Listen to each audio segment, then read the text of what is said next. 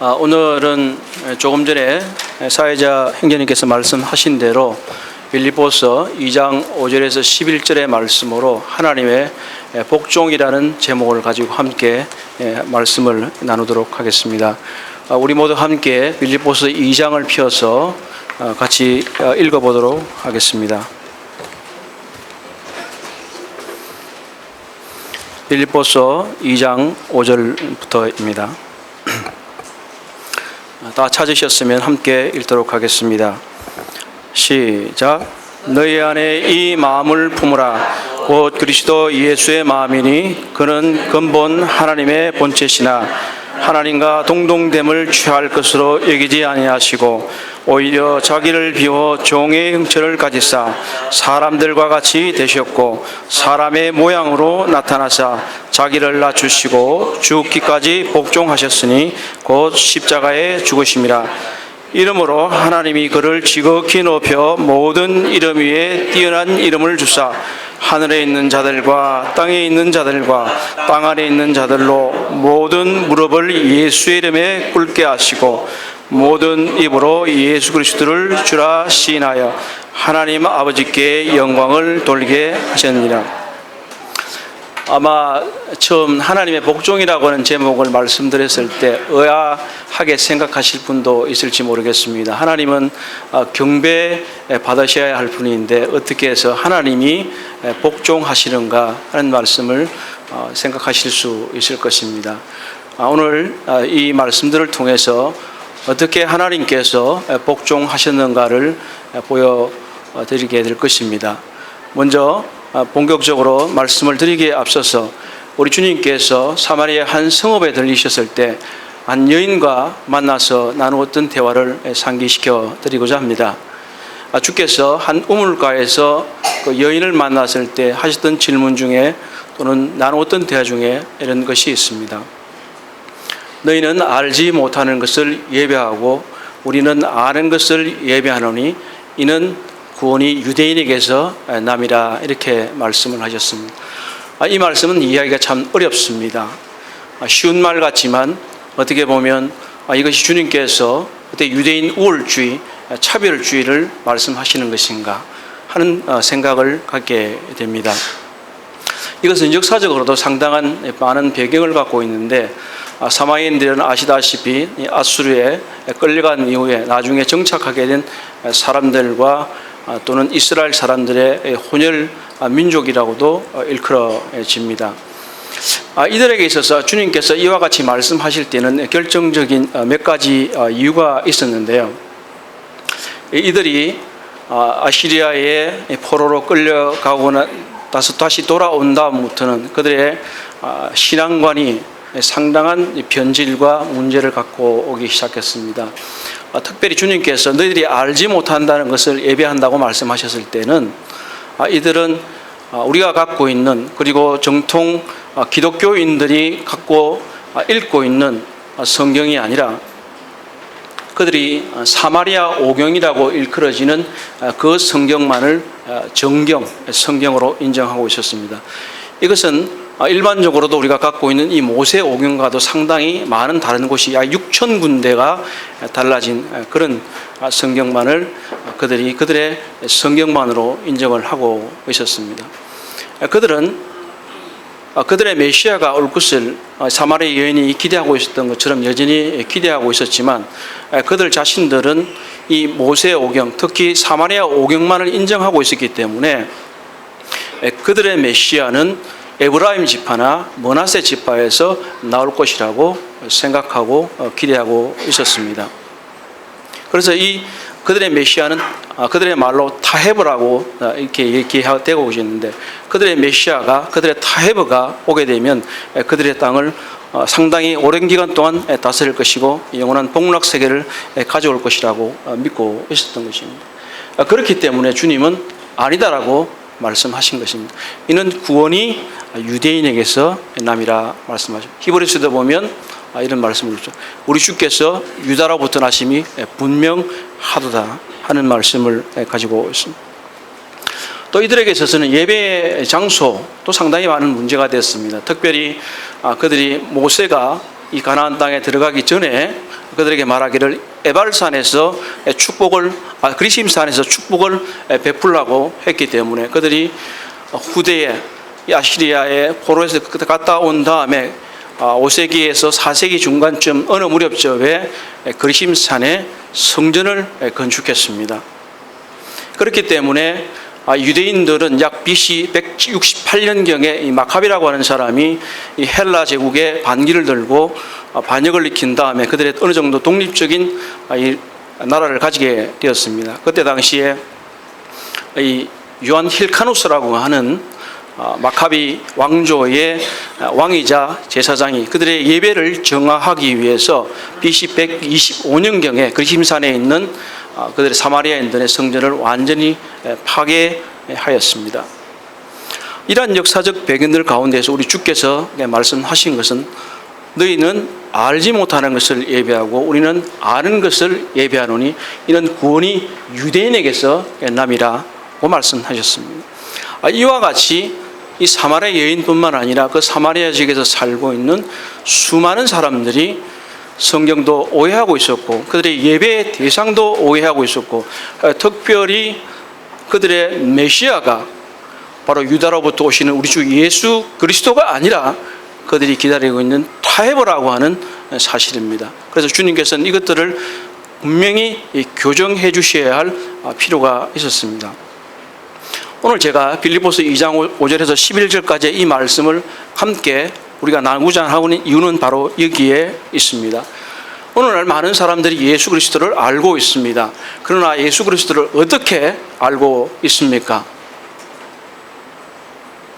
많은 사람들이 위대한 성인이라는 것은 분명히 인정을 합니다.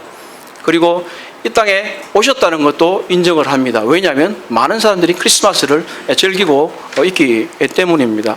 또한 기독교의 창시자다라고도 인정도 합니다. 그리고 사람들의 구원자라고 하는 주장도 받아들입니다.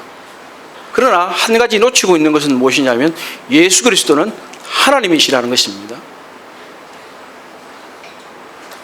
아무리 모든 것을 다 인정한다고 할지라도 예수 그리스도가 하나님이시라는 것을 인정하지 않는다고 할 것 같으면 이것은 하나의 종교에 불과한 것이고 우리들의 믿음은 헛것입니다. 그래서 오늘 조금 전에 읽은 대로 빌립보서 2장 5절에서 11절에 나와 있는 대로 하나님이신 예수 그리스도께서 자기를 낮추셔서 이 땅에 오셔서 사람들의 모양으로 지내시다가 결국은 또 하나님의 뜻에 복종해서 십자가에 못 박히시고 우리들의 구원을 이루셨습니다. 이러한 것들이 오늘 바로 빌립보서 5장 5절에서 11절에서 나타나고 있는데 우리는 이 시간에 온전히 우리 주 예수 그리스도만을 높이기를 원합니다.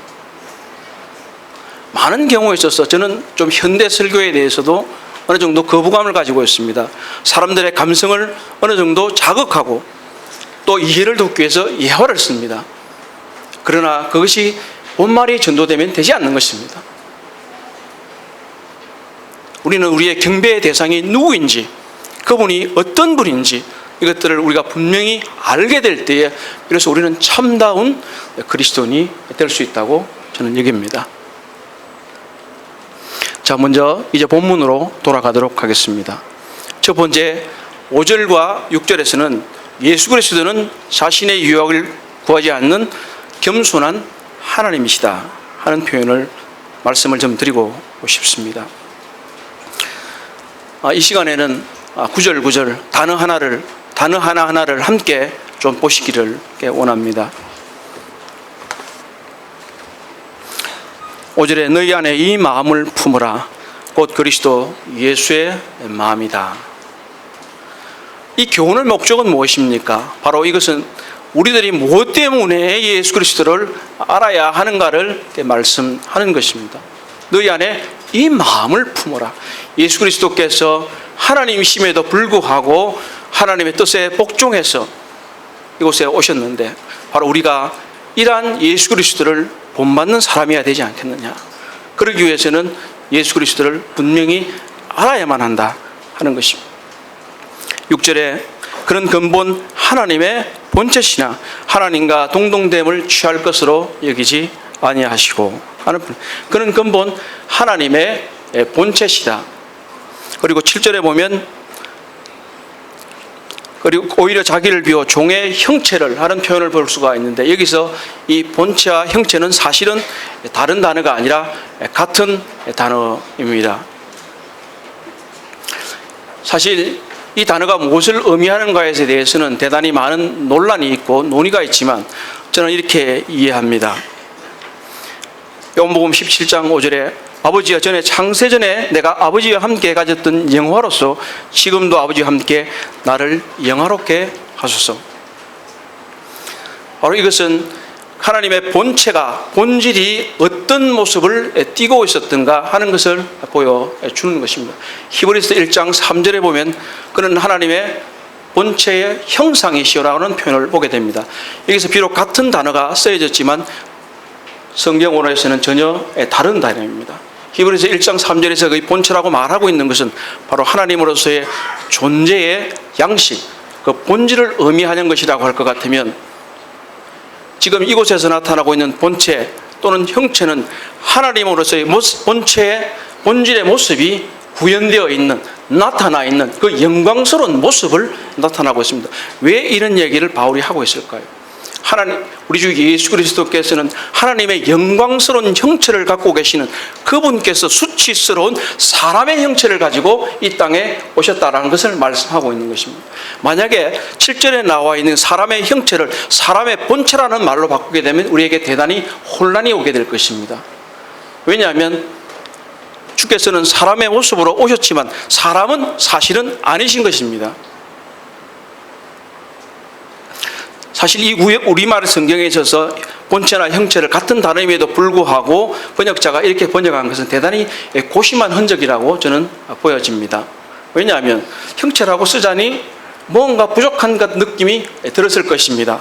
번역자는. 분명히 우리 주 예수 그리스도는 하나님의 본질이시고 본체이십니다.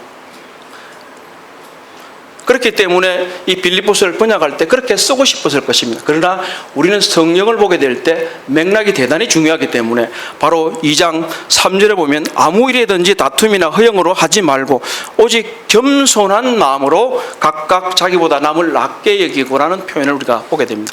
이 구절은 어떤 신학적인 논리의 전개나 하나의 논문을 쓰기 위해서 쓰여진 것이 아니라 바로 우리 주님께서 얼마나 영광스러운 하나님의 형체이심에도 불구하고 바로 종된 수치스러운 사람의 형체를 입고 오셔서 우리들의 구속을 위해서, 구원을 위해서 주께서 고난당하셨던가 하는 것을 상기시키게 하면서 너희도 이렇게 하나님이 복종하셨던 것처럼 너희도 서로 겸손하고 복종하라 하는 말씀을 우리가 볼 수 있게 되는 것입니다. 다음, 동등됨을, 하나님과 동등됨을 취할 것으로 여기지 아니하시고, 오늘 아침에도 성경 공부 시간에 사랑하는 한 형제님이 이 구절에 대해서 말씀을 해 주셨습니다. 대단히 감사한 마음이 있습니다. 참 난해한 구절이기도 합니다. 그러나 저는 이것을 굉장히 쉽게도 봅니다. 영어 성경 NIV에 보면 이것을 대단히 알기 쉽게 번역을 해두었습니다. 혹시 영어 성경을 가지고 계시는 분이 있으시면 읽어보시면 좋겠습니다. 바로 예수 그리스도께서는 하나님으로서 가지고 있는 자신의 특권을 자기의 유익을 위하여 사용하지 아니하시고 라고 하는 것입니다. 바로 하나님, 우리 주 예수 그리스도는 그분은 하나님이시면서 하나님으로서 갖고 있던 놀라운 이 특권과 아름다운 모습들이 있지만 이것을 자신만을 유익을 구하는 것으로 두지 아니하시고 이제 하나님의 뜻에 따라서 그것을 사람들의 유익을 위해서 사용하시기로 하신 것입니다. 여기서 우리는 동등됨을 취할 것으로 하는 표현을 보게 되는데 동등됨이 아니라 사실은 동등이심이라고 하는 표현이 저는 합당하다고 여겨집니다. 왜냐하면 된다라고 하는 표현은 동등이 아닌데 동등이 될 것을 취하지 아니한다 하는 표현처럼 들리기 때문에 오히려 이 표현은 동등이심을 자기가 계속해서 누려야 될 만 혼자만이 갖고 있을 특권으로 여기지 아니하셨다고 하는 것입니다.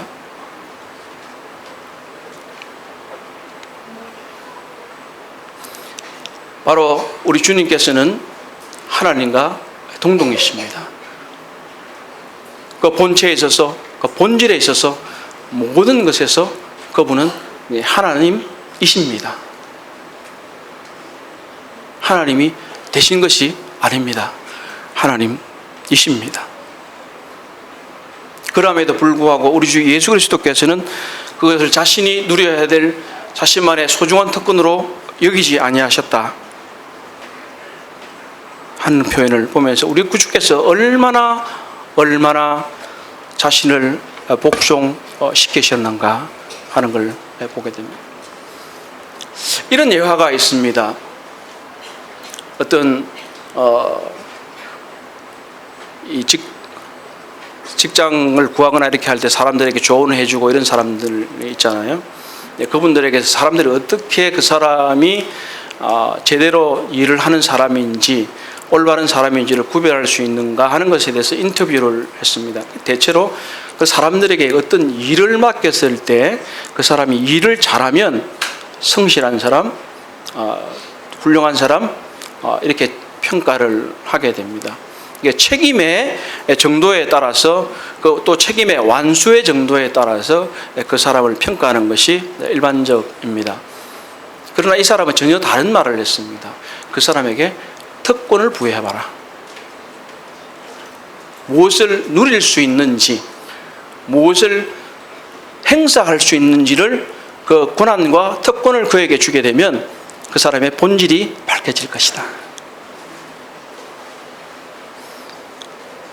보통의 사람들은 특권을 부여하면 어떻게 합니까?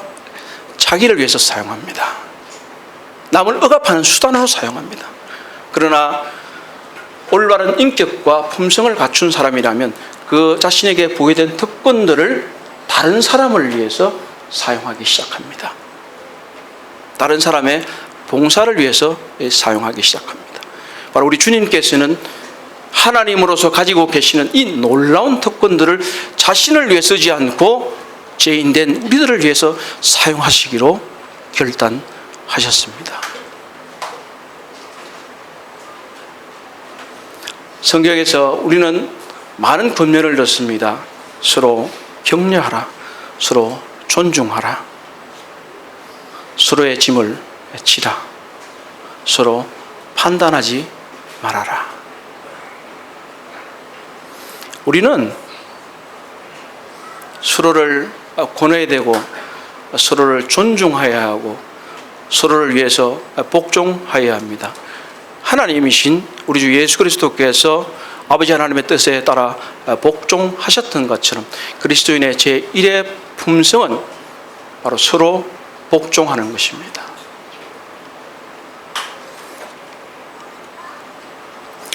이제 두 번째 단락으로 넘어가도록 하겠습니다. 7절부터 8절까지는 예수 그리스도는 사람과 같이 되셔서 복종하심으로 십자가에 달리셨다. 예수 그리스도는 사람과 같이 되셔서 복종하심으로 십자가에 달리셨다고 하는 사실입니다. 7절에 오히려 자기를 비워 종의 형체를 가지사 사람들과 같이 되셨다. 자기를 비운다는 것이 무슨 말일까요? 특별히 우리 불교 문화권에서 살고 있는 한국 사람들은 이 비운다는 단어를 참 많이 씁니다. 마음 비웠다. 마음 비웠다. 마음 비웠다는 말이 도대체 무슨 말일까요? 서양 사람들은 이 말을 잘 이해하지를 못하더라고요. 우리가 마음을 비운다는 얘기는 사실은 불교인들은 공허의 사상입니다. 그러나 일반적으로 말하는 이 비웠다는 얘기는 자기를 내려놓았다는 의미입니다. 성경에서 말하고 있는 이 자기를 비운다는 것은 우리 주님께서 자신이 가지고 있는 신성을 비웠다든지 하나님으로서의 갖고 있는 이 성품을 하나라도 버리셨다든지 그러한 의미가 아닙니다. 우리 주께서 이 땅에 계실 때 그분이 한 번도 하나님이시 아니하신 때가 없었습니다. 그분은 완전한 하나님이시고 완전한 사람이십니다. 그분께서는 자기를 비우는 어떻게 비웠는가? 이 비운다는 단어를 이해하는 게 보다 쉬운 것은 우리가 구구절절 해설하는 것보다는 사실 바로 뒷단락이 뒷구절이 이것을 잘 설명해 줍니다. 오히려 자기를 비워 종의 형체를 가지사 사람들과 같이 지었다. 이것이 자기를 비우는 것입니다. 저는 이런 애화를 들기를 좋아하는데요. 조선백자나 청아백자 같은 아주 귀한 도자기 같은 것들이 있죠. 그것은 있잖아요. 흠이 없는 완전하게 보존된 것이 값어치가 최고입니다. 그렇지 않습니까? 근데 거기서 이렇게 살짝 흠이 나면 값어치가 떨어집니다. 우리 하나님은 이미 예수 그리스도는 완벽하시기 때문에 무엇이든지 더 할 수가 없습니다. 그런데 거기서 무엇을 더 하는 것은 사실은 빼는 겁니다. 이미 청아백자가 완성되어 있으면 그것은 그것으로 완벽합니다. 그런데 무엇을 누가 잘난 척하고 현대 예술가들이 뭔가를 집어넣어서 그린다면 그것은 이미 그것의 가치를 반감시키는 겁니다. 사실은 아무것도 아닌 것으로 되어져 버리는 것입니다. 우리 주님께서는 이미 완벽한 하나님이기 때문에 이 종의 형체를 가지는 것, 사람들과 같이 되는 것은 바로 자기를 비우는 것입니다. 자기를 버리는 겁니다.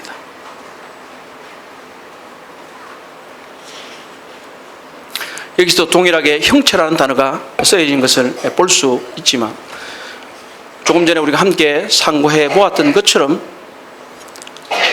바로 우리 주님께서 하나님의 형체를, 하나님의 그 영광스러운 이 본질이 드러나는 것에 있었던 것처럼 하나님께서 우리 주 예수 그리스도께 이 땅에 오실 때에 그분이 종의 모양으로, 종의 형체로 수치스러운 것을 입고 오셨, 바로 그 본질이 드러난 것입니다. 이분이 그냥 우리 주님께서 나는 죄인의 자리에 온 것이 아닌데, 종의 자리에 온 것이 아닌데가 아니라 그분은 뼛속까지 그 본질에 있어서까지 그분이 종이라는 사실을 이 형체라는 단어가 설명해 주고 있는 것입니다. 사람들과 같이 되셨고라는 표현도 대단히 중요합니다. 우리는 때때로 즐겨 쓰는 표현이 사람이 되셨다 하는 표현을 씁니다. 맞는 말이죠. 사람이 되셨다. 그러나 같이 되셨다는 이 낱말은 우리에게 또 다른 것을 알려줍니다. 같이 되셨다. 같은 모양이 되셨다. 로마서 8장 3절에 보면 그가 자기 아들을 죄 있는 육신의 모양으로 보내사 그 육신의 죄를 정하시고 하는 모습을, 여기서 육신의 모양으로, 육신의 같은 모양으로 라고 같은 성경 언어가 이 단어에서도 그대로 써져 있습니다. 같은, 그러나 완전히 같지는 않았던 것입니다. 왜? 뭐가 다를까요? 첫 번째, 그분은 하나님이십니다. 두 번째, 그분은 죄인이 아닙니다.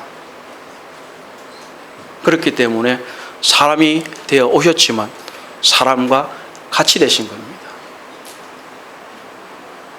왜 이 사실이 중요할까요?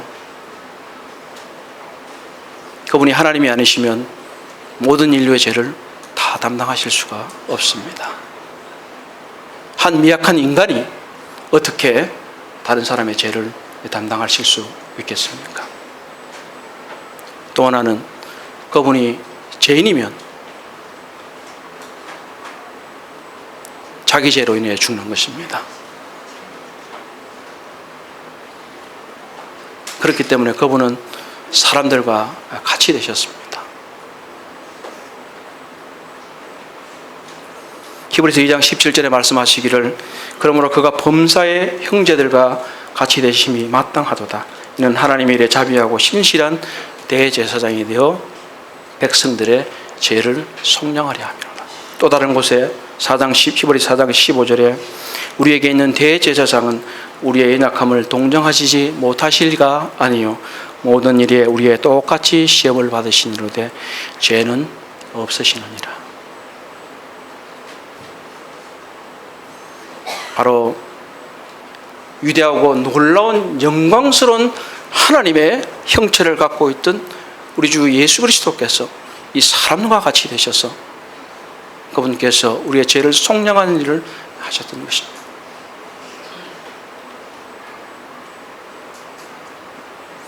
또 이제 나아갑니다.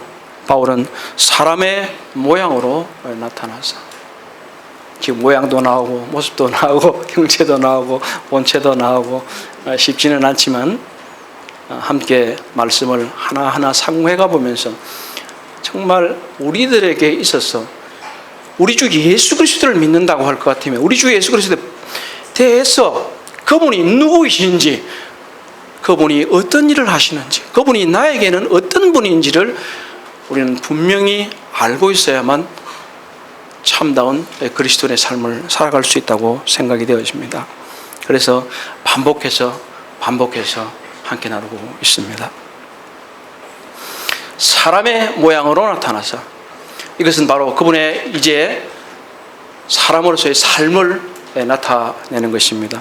7절까지가 소위 말하는 우리 주 예수님의 성육신을 말씀하신다고 할 것 같으면 이제부터는 그분이 사람의 모습으로 사람의 모양으로 생활하시는 것을 말씀하십니다. 그분은 온갖 것을 다 경험하셨습니다. 사람의 모양으로 사셨습니다. 그분은 추위도 느끼시고 더위도 느끼시고 배고픔도 느끼시고 고통도 느끼셨습니다. 아버지 앞에서 마지막으로 기도할 때 그분은 그의 땀방울이 핏방울이대로 기도하셨습니다. 그분은 사람의 모양으로 온전히 사셨습니다. 사람이 경험할 수 있는 그 모든 것을 다 경험하셨습니다. 어디까지요? 죽음에 이를 때까지. 죽음에 이를 때까지. 자기를 낮추사.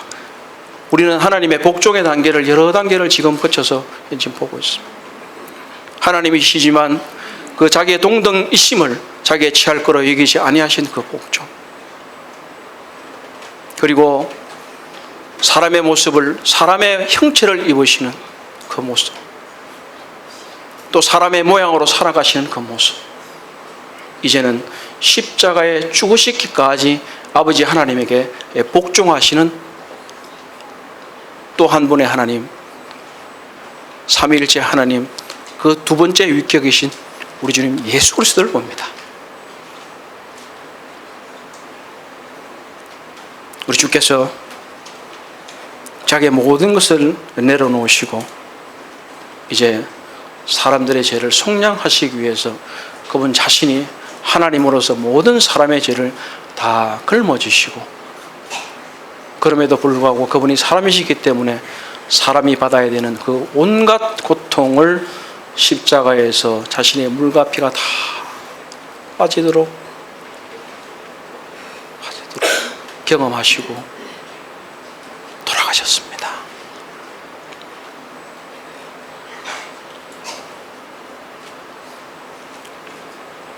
이러한 종의 모습은 세상에서도 좀 볼 수가 있습니다. 링컨이라고 하는 대통령을 아마 잘 아실 겁니다. 미국은 남북전쟁이라고 하는 큰 전쟁을 치르게 했는데 그 당시에 조지 맥밀런이라고 하는 총사령관이 있었습니다. 이 사람은 상당히 사람들 사이에서 명망이 있었습니다. 그래서 이제 링컨이 그를 총사령관으로 임명을 했는데 이분이 생각보다도 영 시원찮은 거예요. 제대로 작전 수행이라든지 이런 것들이 안 되니까 링컨이 하루는 이제 이 사람을 직접 만나러 가기로 결단을 했습니다. 가서 이제 내가 만나서 직접 얘기를 좀 하면 이 사람이 좀 더 분발해서 잘하지 않겠는가 해서 이제 직접 찾아갔습니다. 그래서 그들의 참모에게 가서 대통령이 왔다라고 얘기를 좀 해라 그랬더니 어디 갔냐 그러니까 예, 결혼식장에 갔습니다.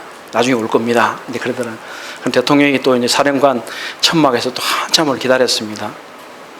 그랬더니 맥밀런이라고 하는 총사령관이 쑥 들어오더라는 거예요. 들어오더니 대통령이 왔는데 쳐다보지도 않고 자기 이제 2층으로 올라가 버린 거예요. 다른 방으로. 그러니까 대통령은 가만히 있었는데 옆에 있던 참모들이 화가 얼마나 났는지, 아니 대통령이 왔는데 어떻게 이럴 수가 있느냐. 그러니까 자기가 이제 찾아가 보기를 그랬더라고. 참모가 찾아간 거예요. 그랬더니 그 사람이 자고 있는 거예요. 그래서 대통령에게 보고를 했습니다. 맥밀런 장군이 잠자리에 들었습니다. 어떻게 할까요? 집으로 가자. 어떻게 그럴 수 있습니까? 참모가 화가 나니까, 아니야, 나는 우리가 이 전쟁에서 이길 수만 있다면 맥밀런 장군의 말이라도 몰 거야.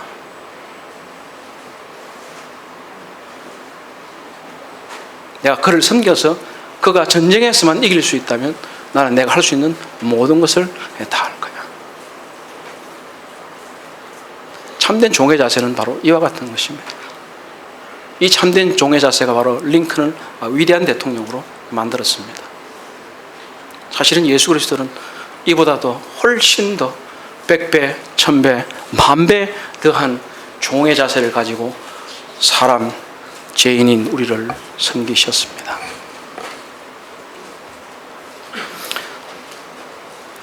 그렇다면 우리는 어떻게 해야 하겠습니까? 하나님이신 예수 그리스도께서 하나님의 뜻에 복종하시고 심지어 내가 주와 선생으로서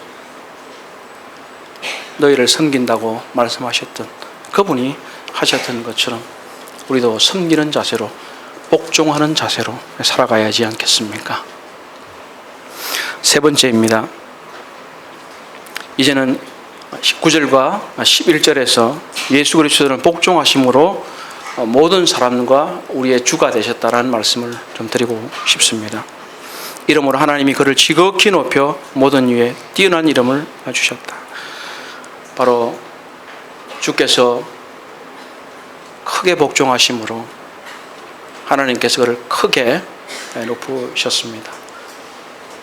그분께서 지극히 낮은 곳으로 오셨기 때문에 하나님께서는 그분을 지극히 높은 곳으로 올리셨습니다. 이 뛰어난 이름은 무엇일까요? 아마 다음 구절들에서 그것들을 우리가 볼 수 있을 것입니다. 잠시 궁금증을 가지고 계시기 바랍니다. 10절에 하늘에 있는 자들과 땅에 있는 자들과 땅 아래에 있는 모든 자들로 모든 무릎을 예수 이름에 꿇게 하시고 모든 입으로 예수 그리스도를 주라 시인하게 하셨느니라. 이 구절은 이사야서 45장 22절과 23절에 있는 말씀을 상기하게 합니다. 땅의 모든 것이여 내게로 돌이켜 구원을 받으라. 나는 하나님이라 다른 이가 없느니라. 내가 나를 두고 맹세하기를 내 입에서 공의로운 말이 나갔은즉 돌아오지 아니하느니 내게 모든 무릎이 꿇겠고 모든 혀가 맹세하리라. 바로 이 모든 무릎을 꿇고 모든 혀가 경배하는 것은 바로 여호와 야훼 하나님 그분이십니다. 바로 구약에서 말하고 있는 이 여호와 하나님이 예수 그리스도 그분이다라고 하는 것을 지금 이제 말하고 있는 것입니다. 신약 성경에서 주라고 쓰여진 표현들은 여러 가지 다양한 의미들을 갖고 있습니다. 어떻게 보면 단순하게 어떤 사람을 높여 부르는 선생님 이런 표현도 있고 또 주인을 의미하는 그런 단어들도 있습니다. 그러나 대부분의 경우에서 특별히 우리 주님께 이 단어가 쓰여졌을 때는 그분이 하나님이시다. 그분이 구약의 여호와 야훼 하나님이시다 라는 것에 대해서 말하고 있습니다. 제자들도 그렇게 고백했습니다. 도마도 나의 하나님. 디모데전서에도 보면 우리의 크신 하나님 예수 그리스도라는 표현을 우리가 볼 수 있습니다.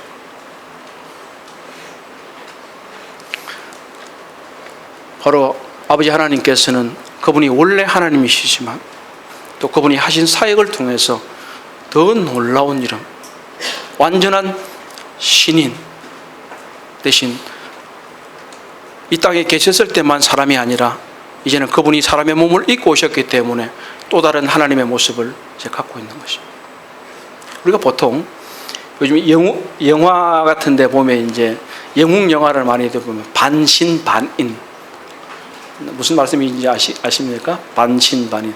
헬라 이 신약 성경 시대 때에도 헬라 철학이 많은 이 그리스도인들의 사상과 생각에 영향을 미쳤던 것처럼 오늘도 사실은 동일합니다. 헬라 철학과 이 신관들, 그러니까 신을 보는 그 관점들이 많이 우리에게 영향을 미치고 있는데, 영화 같은 데 보면 영웅들 있잖아요. 우리가 잘 아는 헤라클레스 같은 사람, 이런 사람, 신과 사람 사이에서 태어났다는, 그래서 초능력을 갖게 되었다. 그런 이제 인물들이 이제 영화 같은 데 많이 나와요. 그래서 사람들의 오해 가운데에서 어떤 게 있냐면, 그래서 우리 주님이 반은 신이고 반은 사람이다, 이렇게 생각할 수 있는 거예요. 그것은 완전히 잘못된 생각입니다. 우리 주 예수 그리스도는 완전한 하나님이시고 완전한 사람이십니다. 그분의 신성이 조금도 그분의 한 인격 안에서 손상되지 않았고, 그분의 신격과 인격이 조금도 혼합되지 않았고, 온전히 그분의 하나님 되심과 그분의 하나님이심과 사람 되심이 온전히 그의 한 인격 간에 온전히 연합되어 있었습니다. 그분은 우리 하나님이십니다. 그분은 우리의 구세주입니다. 이것을 이해하지 못하면 우리는 떠내려갈 수 있을 것입니다. 하나님이신 그분이 우리들에게 오셨습니다. 사람의 모양으로 오셨습니다. 사람과 같이 되셨습니다. 그분께서 여기 계신 우리들의 죄를 속량하셨고 속량하실 것입니다.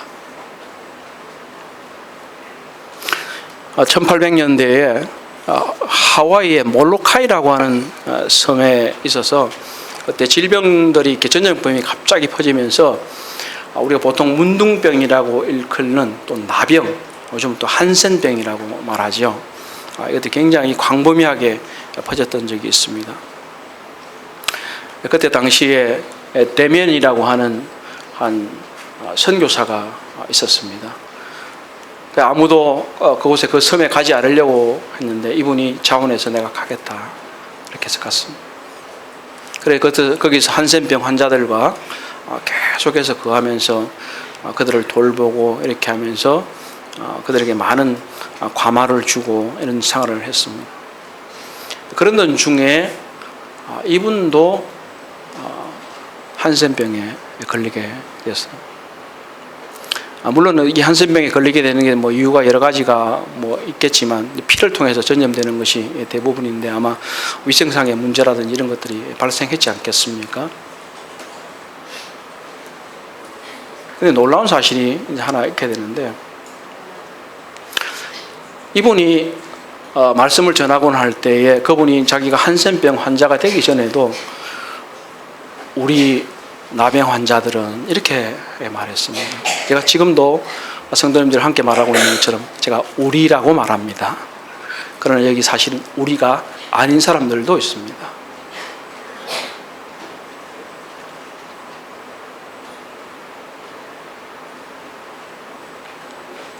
이분이 우리 나병 환자들이라고 말했을 때 자기는 나병 환자가 아니었습니다. 사실은 은밀한 한면이죠. 그런 우리가 아니었습니다. 그러나 그가 나병에 걸리게 됐을 때 자신있게 말합니다. 우리 나병 환자들,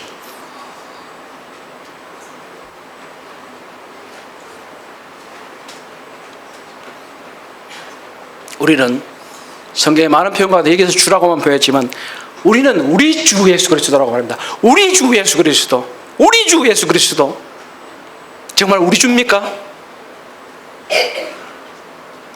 우리의 주입니까? 왜 우리가 될 수 있습니까? 이 데미안이라는 선교사는 그가 나병 환자였기 때문에 우리 나병 환자라고 말할 수 있습니다. 우리는 왜 우리 주라고 말할 수 있습니까? 우리는 예수 그리스도의 보혈을 통해서 거듭났기 때문에 그분의 피가 우리들 안에 있기 때문에 우리는 우리 주라고 말할 수 있습니다. 이 가운데 우리 주가 아니신 분은 예수 그리스도의 보혈을 통해서 우리 주가 되시기를 바랍니다.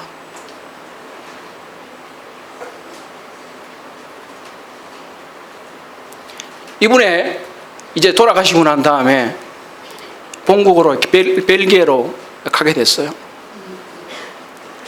이 하와이 나병 환자들이 그 시신을 우리에게 돌려달라고 했습니다. 그 가족들이 일단 반대를 해서 벨기에로 다시 갔습니다. 그러다가 수십 년이 흐른 이후에 그분의 시신 가운데서 그분의 팔이 이 하와이로 돌아왔습니다. 왜냐고요? 몰로카의 사람들이 말했습니다. 우리를 만졌던 그 손을 우리에게 돌려달라.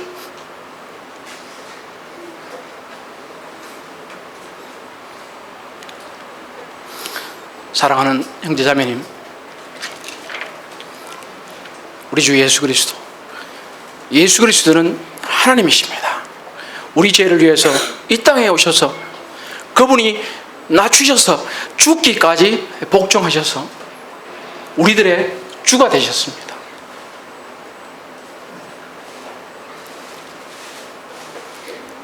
우리는 바로 이러한 사실을 명심해서 그분이 우리의 주로 계실 수 있도록 그분의 피를 묵상해야 하고, 우리는 예배 때마다 우리의 감정이나 선율이나 가락에 취할 것이 아니라 정말 예수 그리스도께서 그분이 누구이신지, 그분이 어떤 일을 하셨는지, 그분이 우리의 주되심을 선포하는 것이 우리의 예배가 되어야 되고 우리의 삶이 되어야만 합니다.